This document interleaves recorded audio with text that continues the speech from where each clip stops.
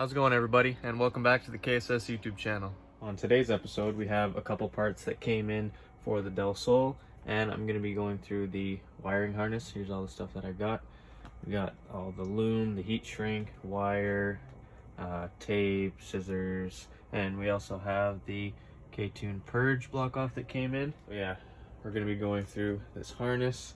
I have the turbo manifold just mocked up here. The wastegate is going to hit the wiring harness there, so we'll have to redo that.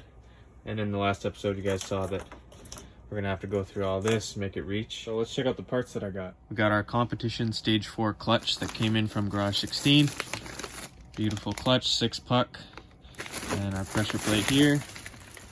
Shout out to Rick for a super fast shipping. It came in like a day or two. We also got the wastegate came in. It's a VS Racing 44mm V-bend gate.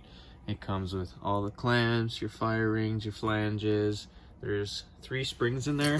So it says here 12 psi installed and then 3 other springs, 6 psi, 6 psi, and 4. So you can pair that up and pick your psi. Have all the fittings that come with it. So we'll be testing this out and see what I can do for fitment here, because our harness is in the way. So I'm gonna start off by putting this K20 purge valve block off. It just goes right here on the throttle body. And I'm just gonna put a little bit of oil on the O-ring so it goes in there nicely, because I know the purge valve is a little hard to get in for it to seat. So I'll get that installed right now. Beautiful little billet piece. Little details like that make it look a whole lot cleaner. Got it installed, looks great. You really had to push it in there to get the O-ring to seat, but it's on there now. And then, like I said in the other episode, as for the connector, I'm just gonna tuck it in the harness. Like, I'll probably depin it, put tape around it, and then just tuck it into the harness. Have a nice clean look. But now I'm gonna start tackling this harness and see what I can do. I'm probably just gonna time lapse it, because as you know, soldering and redoing wiring harnesses is very time consuming. So let's get to doing that right now.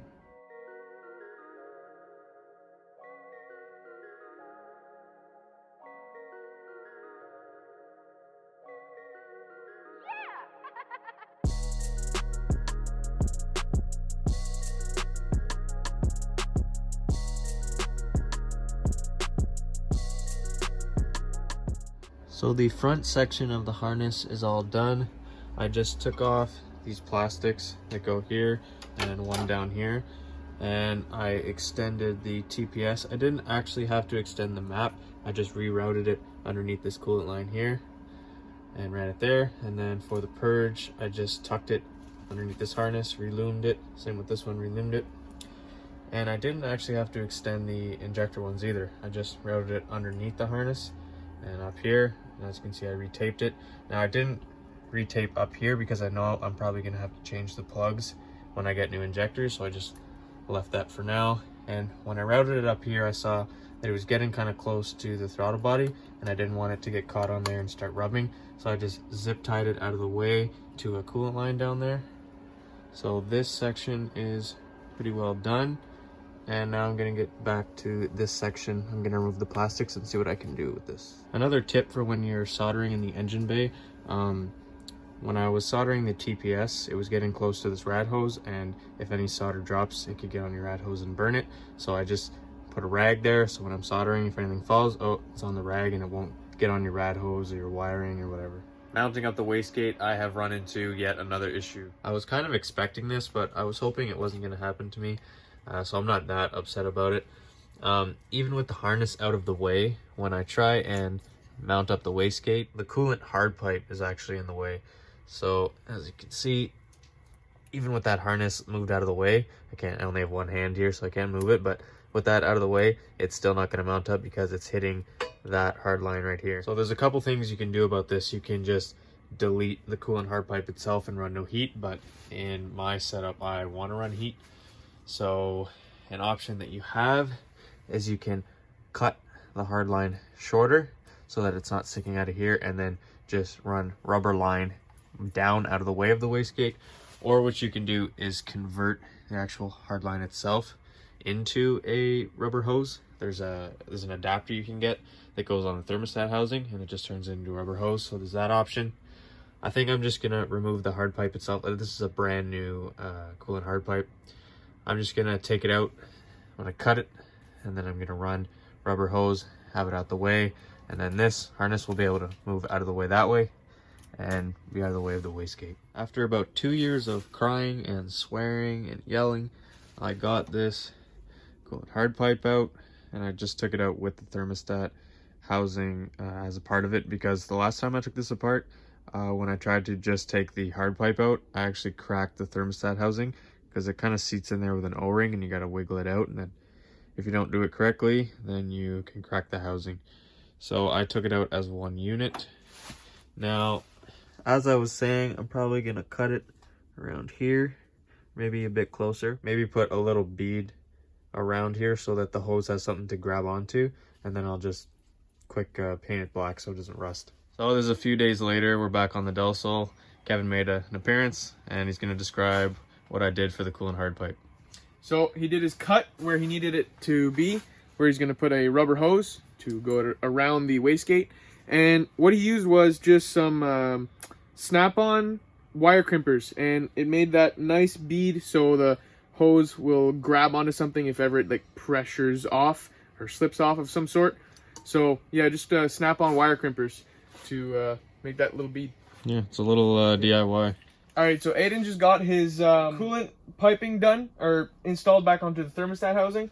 So it runs underneath, and now with his new part that he cut, it finishes right here. So from there to his heater core is going to be some rubber hosing. Now we're going to move on to the wastegate, and Aiden said he's tried this before on his, but like this is our first time messing around with the V-band stuff, because well, when we did mine, we were just used to the bolt-on. Like just the 2-bolt flange, turbo or wastegate flange. So, and I just gave it a try, and it's gonna be a little, it's not hard, but like you gotta press and make sure it clamps on right. He said he tried it, and it's gonna be my turn now. So as you can see now with that heater line cut, there's plenty of room for a wastegate. Yep. And then the harness, I'm gonna try and push this a little bit more out the way like that, so it's not touching anywhere. Maybe put some heat wrap too. Yeah, most likely gonna heat wrap it, just in case if it touches the wastegate, it gets a little bit hot. So yeah, we'll get to installing that now. So like I said, Aiden had already tried the V-band stuff, and I was starting to swear after like I'd say 0.6 seconds because I was getting frustrated already. But yeah, he just took the clamp and like squeezed it, and then you heard it click into place kind of thing, and then we just put the bolt to hold it on. It's not tight yet because we're just gonna, for final assembly, just leave it so it's able to rotate. So yep, the wastegate is on, and we're gonna be, after the turbo's on and everything, we're gonna try and find room to run the dump from to the bottom of the car. So yeah, wastegate is on to the turbo manifold. After many hours and weeks and years and decades of decision making, Aiden has finally found an intercooler that he wants to buy, or actually, as you can see, he just bought. It's this one right here. So we decided to go with the CX Racing front mount. I mean, obviously front mount intercooler. But yeah, it says same side for an Optima Nissan, but it also goes with like an EK kit, other kits as well. I think it like, then we see like Silverado or something, a bunch of, I mean, it's an intercooler. They're pretty much universal. But yeah, so just the same side intercooler from CX Racing. Let's see if we can get a bigger picture in there. There we go. Yeah, just like that. So that's going to be going on the K Turbo Del Sol. And yeah, we are hoping for good numbers because it says good for 500, but Aiden asked in a forum or a Facebook page, and people were hitting like 600-700 horsepower with that intercooler, so it's gonna be just perfect for this build. Alright, so we got the wiring modifications done, the coolant hard pipe modifications done, just cut, ready for a rubber hose to go into the heater core. We got the wastegate semi on, it's rotating, and we're just ready to like get it in place to make a dump, a wastegate dump. We got that intercooler ordered up, which is another piece of the puzzle, which is this Del Sol. After that, it's going to be piping, and it is about to be February, and We usually start the cars up in April, May, so it's coming really fast. So this car's gonna be ready for the season, and everyone should be excited to see this thing. And yeah, so that's it for this episode, and we'll see you in the next one. I forgot how to YouTube.